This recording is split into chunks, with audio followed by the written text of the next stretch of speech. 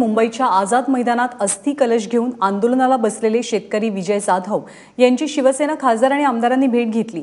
खरं तर विजय जाधव हे आज विधान भवनाच्या गेट बाहेर आंदोलन करणार होते, पण त्याआधीच मध्यरात्री मरीन ड्राईव्ह पोलिसांनी त्यांना ताब्यात घेतलं। आता आझाद मैदानात पोलिसांच्या देखरेखीखाली विजय जाधव एकटेच निदर्शनं करतात। पोलिसांच्या कारवाईचे प्रतिसाद विधानसभेमध्ये उमटले। विरोधकांनी कारवाईसंदर्भात प्रश्नचिन्ह उपस्थित केलं आणि त्यामुळे सेना खासदार आणि आमदारांनी जाधव यांची भेटही घेतली। आम्ही कर्ज काढलं, याला जबाबदार पूर्णपणे सरकारी व्यवस्था आहे।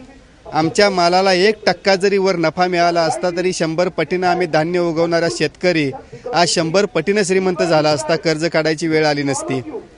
10 एकराचा मालक आज 10 गुंठ्यावर आलेला आहे। प्रत्येक गरजेसाठी शेती विकायला लागत आहे। राहिलेली शेती सुद्धा उद्या राहील का नाही याची गॅरंटी नाही।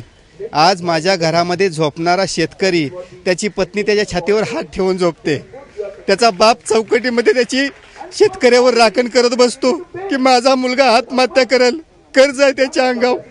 ही अवस्था, ही भयावह अवस्था आज माझ्या शेतकऱ्याच्या घरी झालेली आहे। एक शेतकरी वेडापिसा होऊन शेतकऱ्यांच्या आत्महत्या होत्या, त्याच्या वेदना घेऊन त्यांच्या अस्थि घेऊन कलशामध्ये येतो।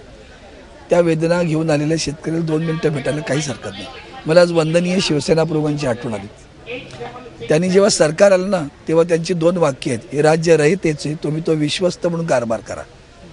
आणि शेतकऱ्याच्या पायात काटा टोचला कुठे, तर मंत्र्याच्या 6व्या मजल्यावर बसलेल्या मंत्र्यांच्या डोळ्यात टचकन पाणी आलं पाहिजे, असं संवेदनाशील सरकार मला हवं। ती संवेदना आहे की राहिली की नाही